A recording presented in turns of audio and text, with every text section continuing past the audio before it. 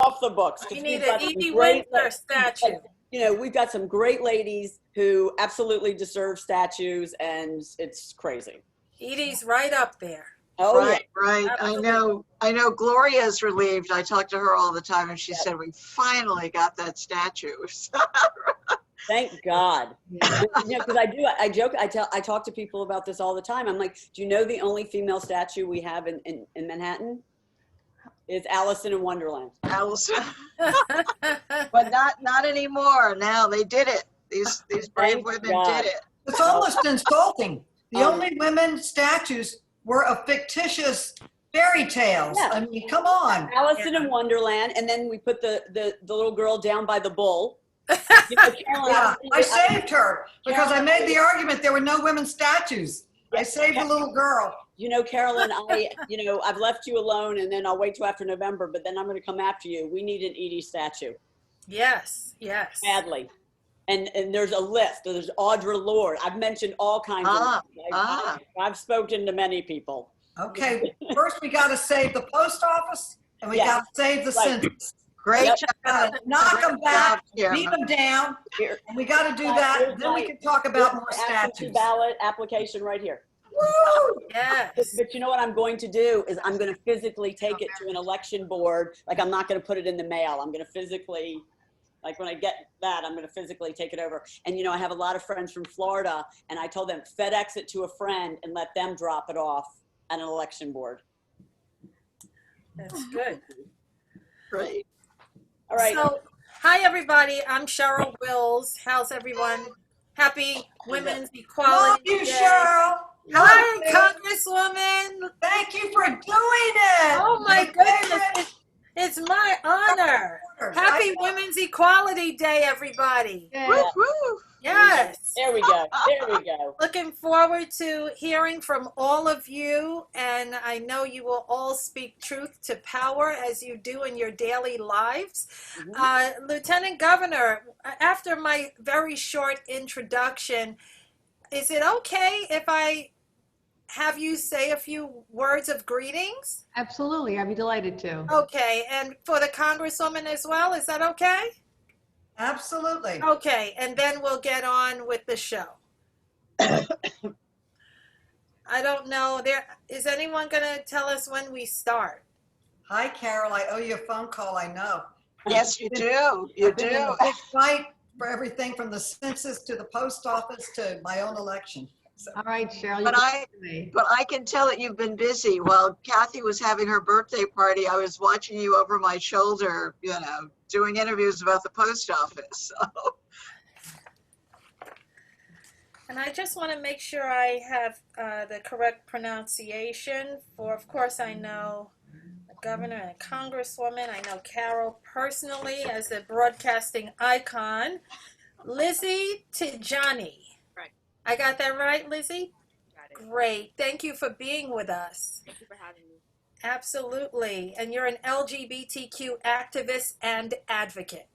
No, not me. That's Oh, I'm sorry. That's That's Judith. That's Yeah. Judith. I'm sorry. Lizzy is Strategy for Black Lives. Right? And Judith Kasen-Windsor. Kasen. I'm glad I asked. Kasen. Judith Kasen-Windsor. Judith Kasen-Windsor. LGBTQ activist and advocate. Got it. Correct. Okay. We are ready, We're ready Cheryl. when you are, Cheryl. Oh, we are ready. Okay, very good. Here we go.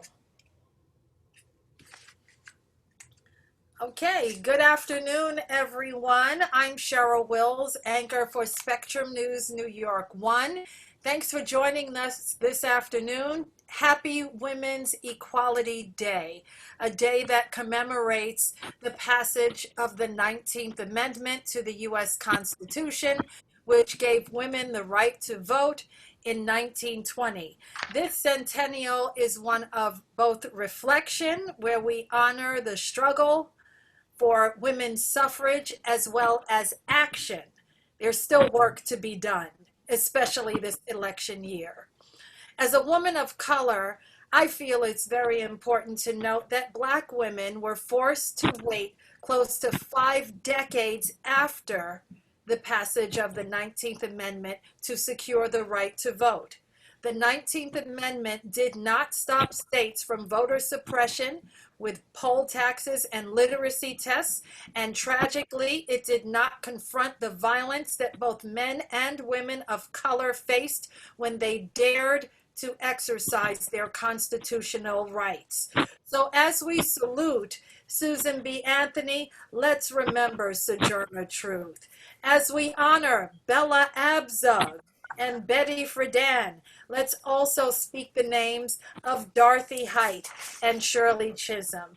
As we reflect upon the many women who were ostracized and beaten for the right to vote a century ago, let's encourage the women and men who during the 2020 primary were forced to stand in outrageously long lines, some 10 hours long.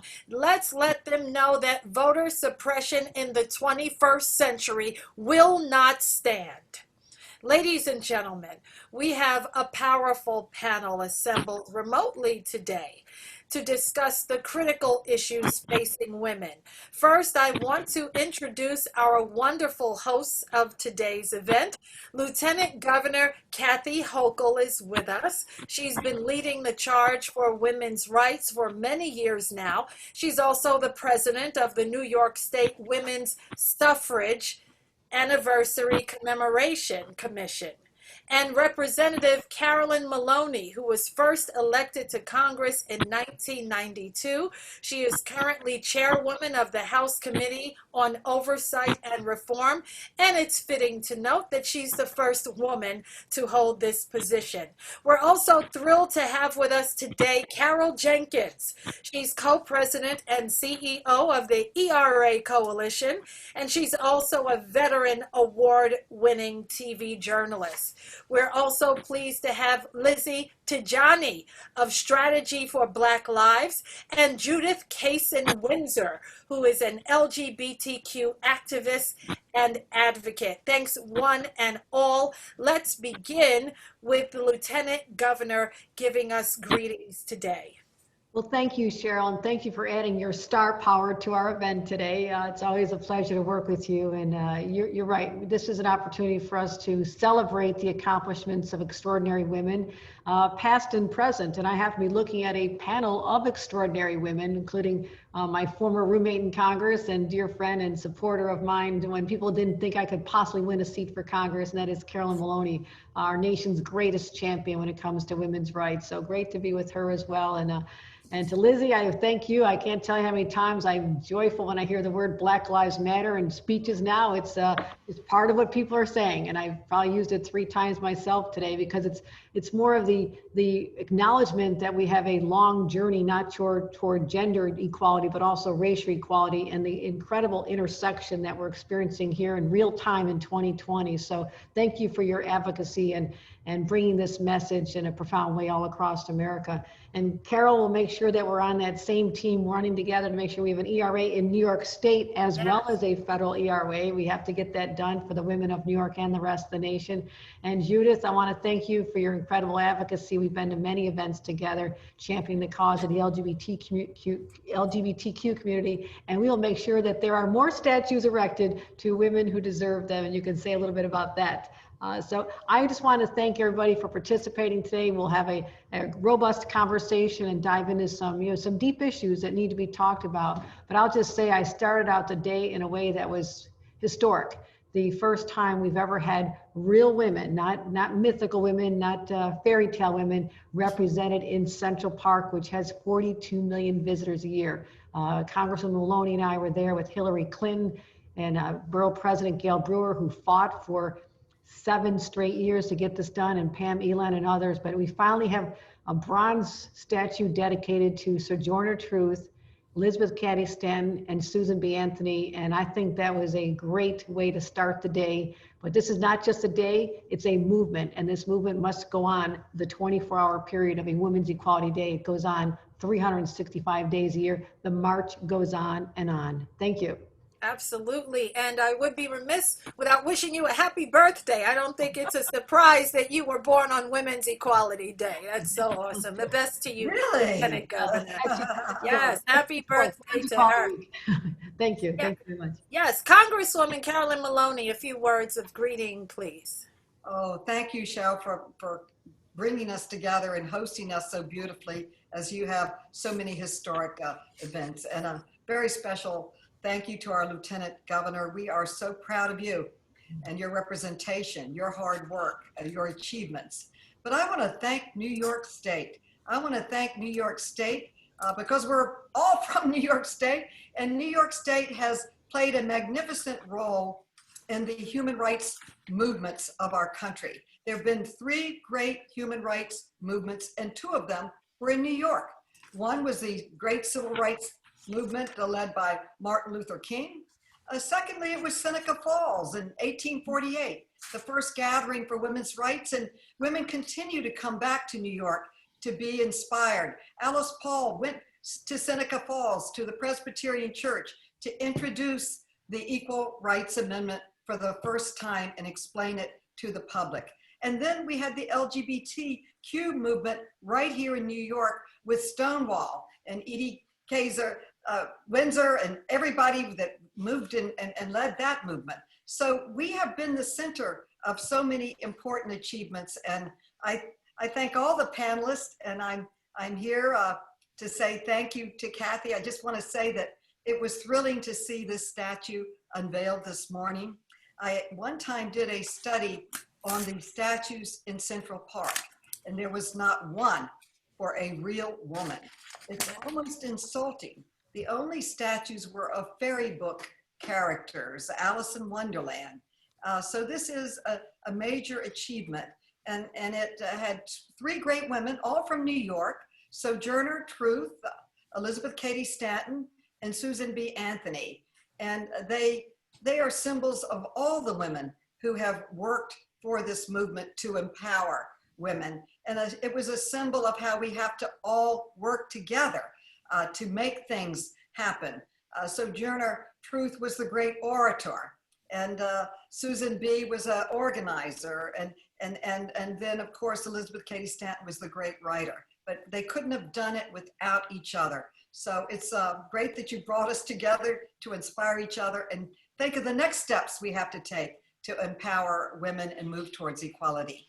Thank you for bringing us together, Kathy.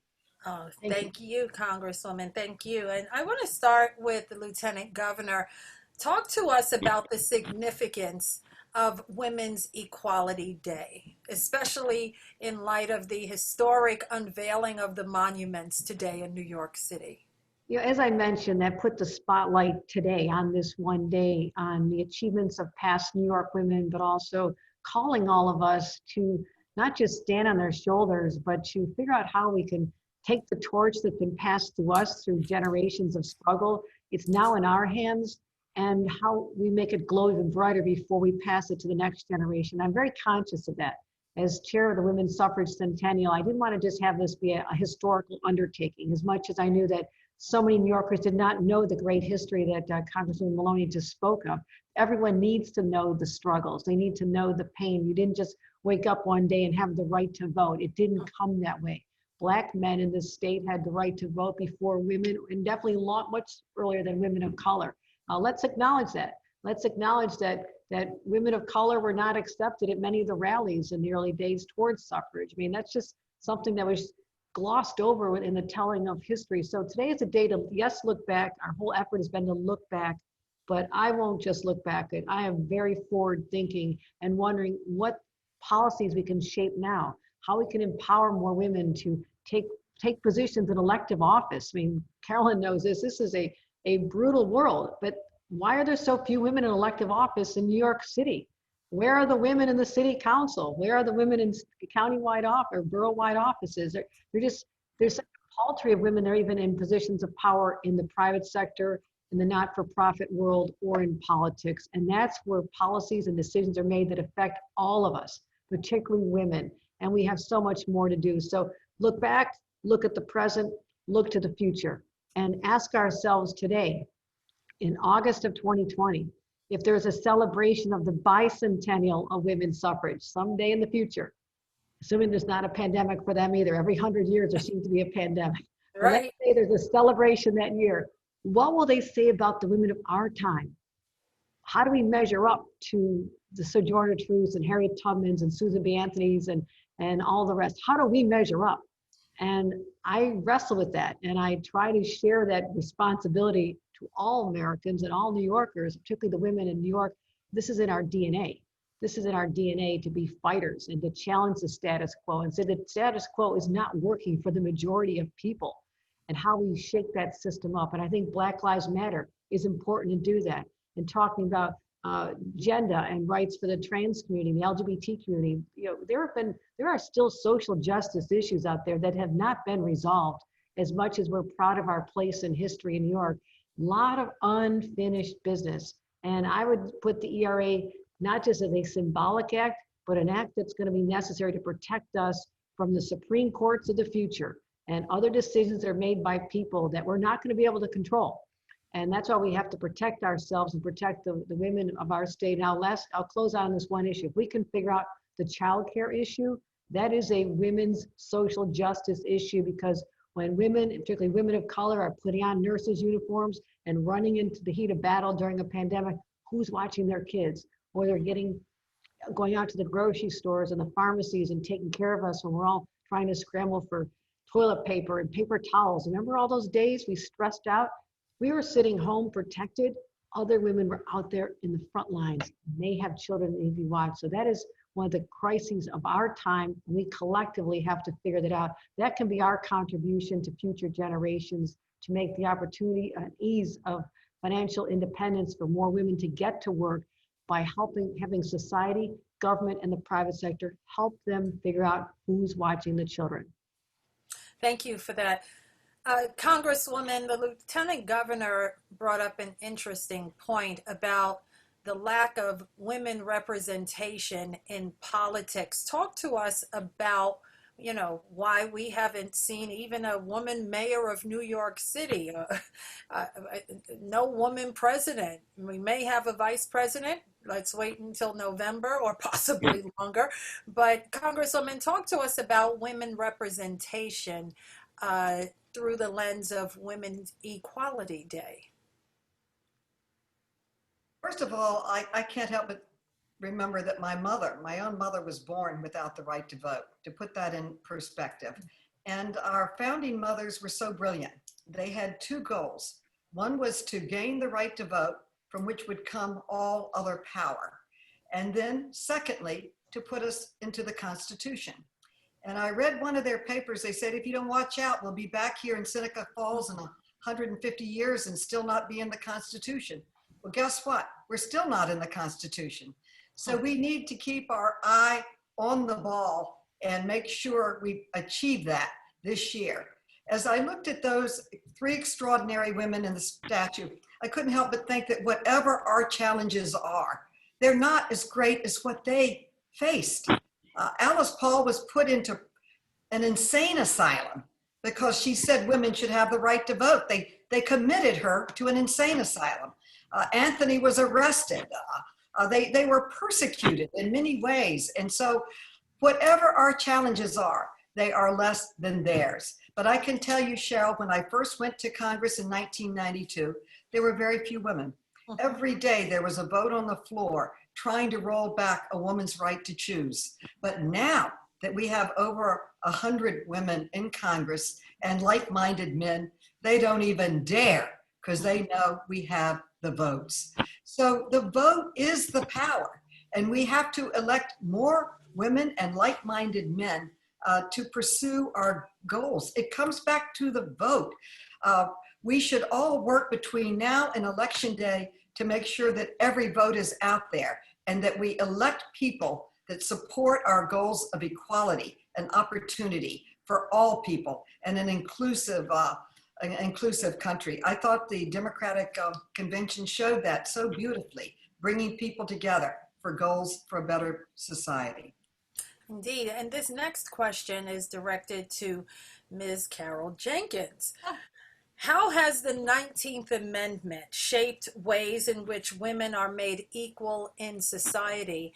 And I'd like to add that you've been very instrumental in trying to get that ERA passed. Bring us up to date on that. Sure, sure. Well, what we're hoping is that next year we can celebrate the adoption of the ERA into the Constitution. It will be almost 100 years. And of course, we have with Carolyn Maloney, the chair, and with Lieutenant Governor Hochul, some champions of the Equal Rights Amendment. So what we do know about this celebration of 100 years of women, many white women being able to vote, as you point out so correctly in your introduction. What we do know is that voting is not the end of the story, that we've been voting for 100 years, and we have not approached the equality that we would like to enjoy in this country. And it's because, in these days when we talk about systemic racism and systemic sexism, you cannot get any more systemic than the Constitution. That is the system. It explains who has rights and who has privileges. And at this point, one can still be discriminated against based on one's sex. So, Alice Paul knew, that there was another step to be taken. Sorry to say she didn't live to, to see that happen. Someone asked me recently, what would you say to Alice Paul today? I would say, sorry, but we're still trying and we're not giving up.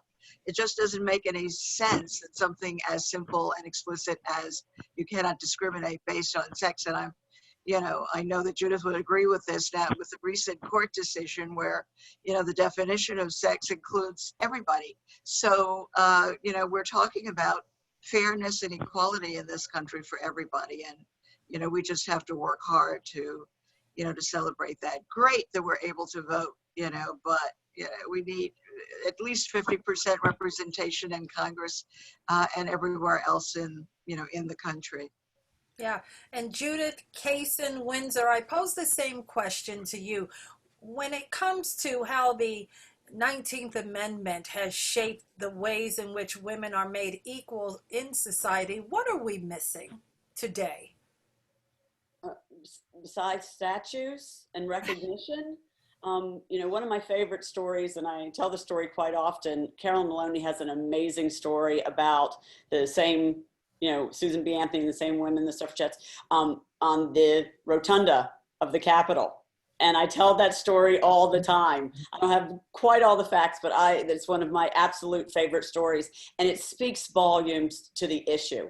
And, with the fact that, we're taking down, statues of men who, murdered and enslaved and raped and, whatever.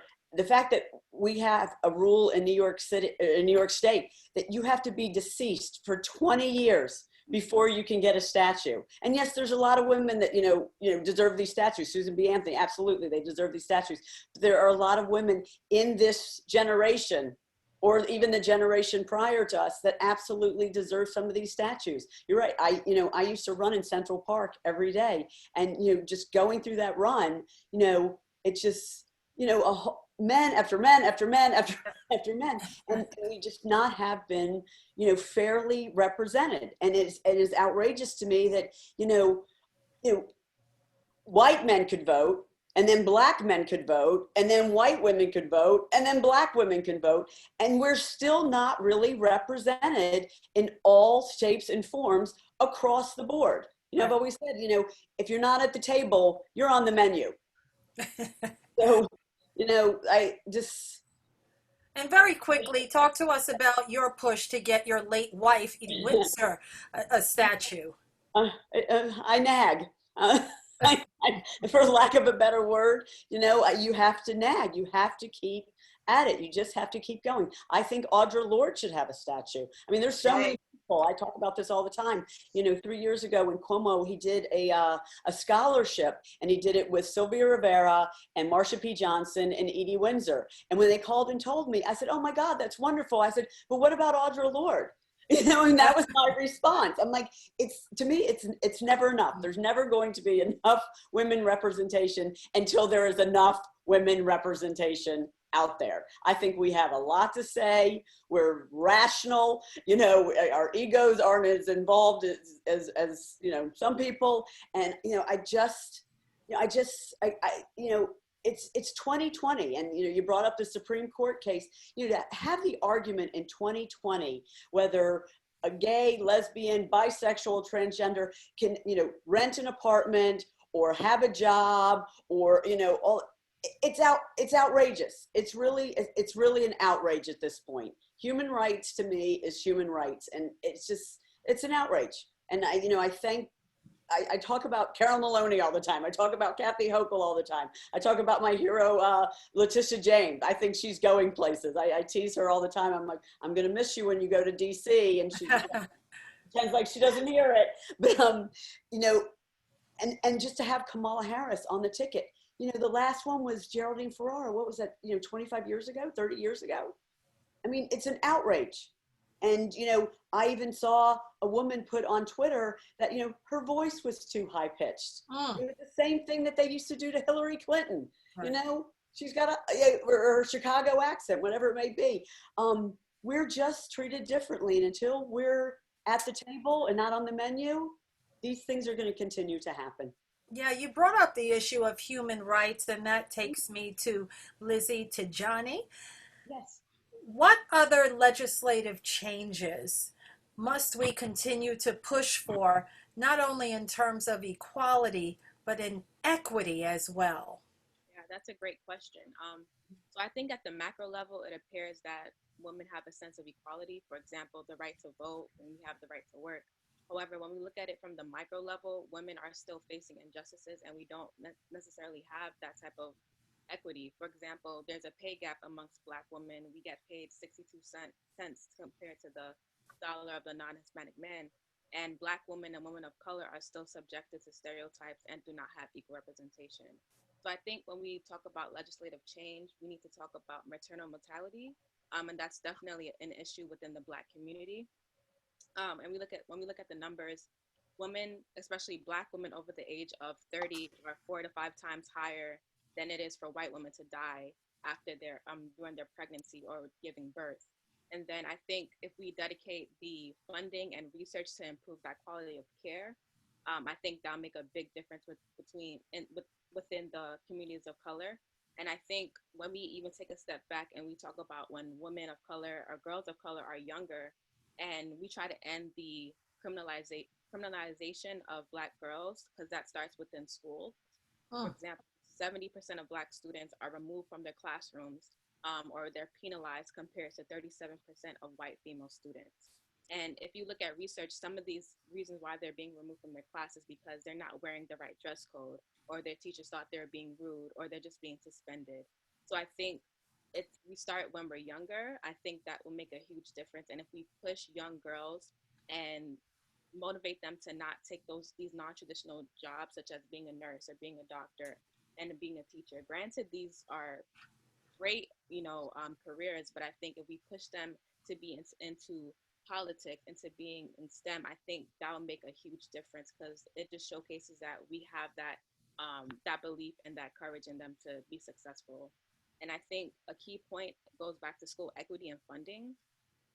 We know that a lot of people of color and students of color who live in low-income areas do not receive the amount of funding, adequate funding to actually get that great education to now become great pillars in their community. So I think, again, it just starts back to when students are younger. That will make a key change within our communities. And within our movement now, we see that Breonna Taylor, she died before George Floyd. However, she has not received any justice. So these incidents are extremely sad, but it just goes to show that society, we do have this systemic issue that is preventing women of color and just women in general to receive justice. Yeah, Ms. Tijani, I want to stay with you for a moment, because you pointed out health disparities between women of color and, say, white women. Let's talk about how this is playing out in real time during this COVID-19 pandemic. Yeah, so I was reading a research a couple of days ago, and it said that Black women who were pregnant, they actually died more due to COVID, due to the lack of resources within their community. And due to the lack of just adequate health care, we know that a lot of people of color, they live in food deserts, and that's a huge issue as well. And just the lack of care from a lot of doctors. They think that Black women, they can sustain the amount of pain. We saw that with Serena Williams when she was given birth. She said that the doctors did not give her a lot of attention, and she had to advocate for herself. And we see that with a lot of Black women, they're dying at the hands of doctors. So if we have fair representation in our medical professionals, we just need to be cared for. And it's very disheartening at the fact that we have to advocate for this, because we are human, and if we have more adequate care within these communities, adequate professionals who actually care about us, that will definitely make a huge difference. And it's sad that with COVID, we see that a lot of Black people, a lot of people who identify with being Hispanic, they died at higher rates than those who are white. That's exactly right. And Ms. Jenkins, Yeah. what advice, I know this is an issue that really you focus on a great deal in addition to all of your work with the ERA. What advice do you have for young women in the current racial justice movement who want to get into the political or policy making arena? Well, I think in this climate, it is probably more possible now than ever because of the protests that we've had, the outrageous brutality that we've had. We see that, that many people who were not aware or refused to become aware of racism in our society. And I do want to say, to Lizzy's point about the maternal health, we know that the genetic makeup of Black people just because of racism is actually different. The racism changes your genetic makeup. And in so many instances of Black maternal health, the babies and the mothers, we find that this is actually the stress of racism, that has created a more endangered population. But I think, and I have speaking of the centennial, I have a friend, the historian Martha Jones, who has written a lot about Black women who worked for the vote. She is such a hot property now. I said to her, how is it that historians, Black historians, have become so hot and of the moment on every show in every publication? And it's because people finally realize, and not just Black people, but everybody understands what has happened here, and the crisis that we have that is not going to away. You cannot wish it away. As some would like to wish the pandemic away. You cannot wish what has happened because of racism in this country. So that I say now is the opportunity for young women to run for office. Great that we're all going to vote, but you really have to run. We have to have you in the process. And I think that we're all here to help you now, because we see that, if we're voting for another 100 years and we still don't have better representation, shame on all of us. We really, this is the time to step forward. I know that a lot of young people have been identified. They're raising their hands and they're saying, I want to be a part of this process, and I want to be a part of the solution. And I think that the climate in this country has finally reached a state where we can welcome. All of the women's organizations, for example, in this country are under tremendous pressure to look at themselves, look at their own racism. And what I always say, at the ERA Coalition, we've issued a paper, dear colleagues, dear women who are working in the women's movement, look in your leadership room, look around, who's in there. If you don't see the world, if you don't see diversity, then you've done something wrong. So I think that, we just all have to step up now to use our common sense, that if we are in a room, on a panel, in a group, and we're the only Black person, or there are no people of color, no people of in the LGBTQ or gender expression world with us, then you're in the wrong place. And so it's up to us to help make these changes. Yes, and that leads me to Ms. Kasen-Windsor. Talk to us about the LGBTQ representation in politics, especially when it comes to women. especially when it comes to women. Yeah. You know, you said, you know, I mentioned before, you know, if you're not at the table, you're on the menu. And I think that's very important. And, you know, I do a lot of speaking, and one thing that I have spoken about, because, you know, the LGBT community, I think, understands civil rights, you know, more than a lot of communities, because you can be LGBTQ and you can be Black, you can be white, you can be Indian, you can be Jewish, you can be Christian, you can be Catholic, you can be a man, you can be a woman, you can, like, it covers every single aspect, you know, and also with LGBTQ, you know, LGBTQ children are the only children that are thrown out of their house. It doesn't matter if you're Muslim or you're Black or you're Asian or you're green, or, like, you know, you got suspended from school or you have a drug problem. You know, it runs the gamut. And so if anyone understands, it's the LGBT community. We sort of have this umbrella over all of you all, you know, over everybody and everything. And that's why we understand, and we're like out there for the Black Lives Matter movement. We're out there for every single movement, because, you know, you can be LGBTQ and Asian and, you know, something else. And we're the only ones that are kicked out of their home. You know, if your kid has a drug problem, nobody kicks their kid out of the house. Or they got suspended from school, they don't kick their kid out. Or God forbid that, you know, they have, you know, a serious illness and it's draining the finances of the family. You don't throw your child out. It's the only time, you know, children are thrown out of their house. And so that's why we, you know, I think out of most groups, we understand. Yeah. Because we hit every gamut and every group. We have the healthcare issues, we have the women issues, we have the men issue, and it just covers everything. And so you're right, we have to be at the table and represented all the time.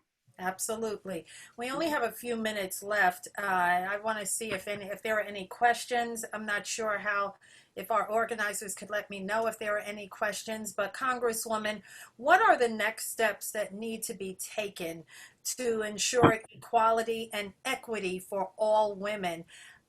Ms. Kasen-Windsor brought up the excellent point that, you know, the LGBTQ community cuts across every demographic and they feel it all. And that was a powerful point she made. And when it comes to women, we feel it all as well. So talk to us about equity and equality in the years to come. And thank you so much for everything you've done. And I would love to answer. First, I want to respond to Lizzy. There is a maternal women's health caucus that has been founded in Congress on just that subject of how the high mortality rate of African-American women. It was founded by Lauren Underwood from Illinois and Alma Adams from North Carolina, 2 women.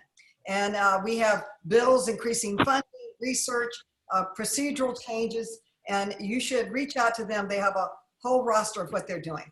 But in response to your question about what we can do to empower women, I will never forget being there at the Kavanaugh hearings. And the die was cast. We knew we did not have the votes to keep him off of the Supreme Court. And it finally occurred to me, one of these aha moments, we may not be able to keep him off the Supreme Court or control who's on the Supreme Court. What we can control is the underlying document that Supreme Court justices interprets. That's why we must get women, all women, into the Constitution. And that is why ratifying, passing, getting in any way, shape, or form into the Constitution is the only way we can protect and empower women. I have authored, even passed bills on pay equity. They never get enforced because it's not in the Constitution. You have to pass the Equal Rights Amendment before you can enforce equal pay for equal work. It is that simple. And we have to pass the Equal Rights Amendment before we can protect women from sexual attacks and harassment. Cases have gone to the Supreme Court. There's no question about they were raped. They admit it. There's no he said, she said, he admits, I raped her. Goes to the Supreme Court. They throw it out on a technicality because women are not in the Supreme Court. So our absolute North Star, those of us who want to empower equality and opportunity for all women, we must get them into the Constitution. And what is so startling to me, it was so clear to our founding mothers. They said, get the vote from which all power comes and get into the Constitution so we can be protected and empowered. And that is my goal and my North Star of what I want to accomplish in Congress. I think we should reconvene with all of us. You know, why be chairman of a committee if you can't advocate for things you believe in? We should have a congressional hearing coming up on the unfinished work of the women's movement and how we should accomplish it. Thank you for bringing us together, our great Lieutenant Governor. Thank you. Absolutely. Well said, Congresswoman. And I want to close with the Lieutenant Governor. Lieutenant Governor, I think a resounding theme throughout our talk is women empowered in the political process. How do we get more women, and Ms. Jenkins brought this up as well, how do we get more women involved in politics? As the Congresswoman said, there weren't enough women on the Supreme Court to enforce the laws that already exist. What needs to be done? We have an election, a mayoral election in New York City next year. Our possible first chance for a woman, there's no woman contender as far as we know, the names being floated, and a woman is not among them. So what needs to be done to get women their equal share of this political process? Right, and that's just a reminder of someone like Chris Quinn, who is a real trailblazer. We had loved Chris Quinn, and we thought she was going to be the one who broke down so many barriers. And so the point is, you don't give up. I mean, someone like Hillary Clinton or Chris Quinn, they go out there, they jump in the arena, as bloodied as they get, but you know what? They're still there to help other women. And I think that's the secret of our success. Women don't just get elected and maybe the support of some people in their community and they rise up on their own. That doesn't happen. They get there because other women have reached their hand back and said, I'm pulling up more. Even back when I was a council member myself, the only woman on a board, we had a vacancy. And you wouldn't believe the fight I had to have to say, that next opening goes to a woman. People tried to say, no, it's got to go to this guy from the highway department.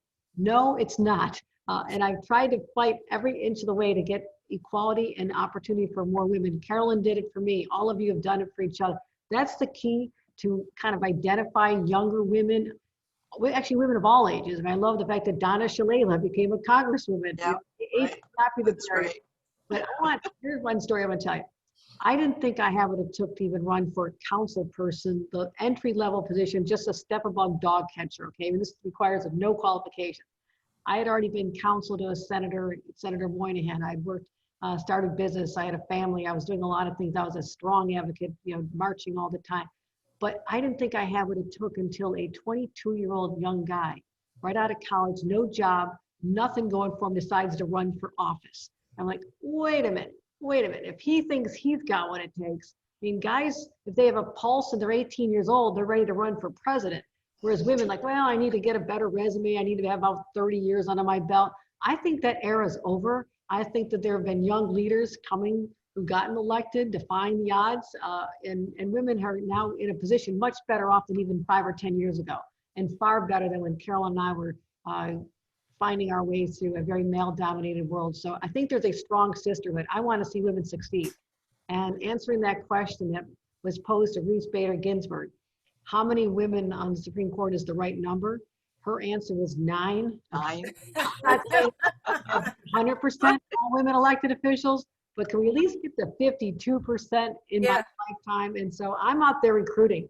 Every one of you are all recruiters. I see a woman, I see a possibility in her. I'm bringing her along with me, and I'm going to make sure she succeeds. I have a lot of young potential women who are my interns, and I, particularly reach out to kids from communities of color to say, you know what, you can do this too. And I want to make them feel the power of politics to change people's lives. So I've never lost my love of this business, as tough as it gets, because I'm inspired by the women who came before us, we honor today, but the women I'm with today and so many others, they're amazing. And I think people will look back at our time and say, we did accomplish a lot and we did it together. Well, there's a special place in heaven for women who help women. Lieutenant Governor Kathy Hochul, thank you.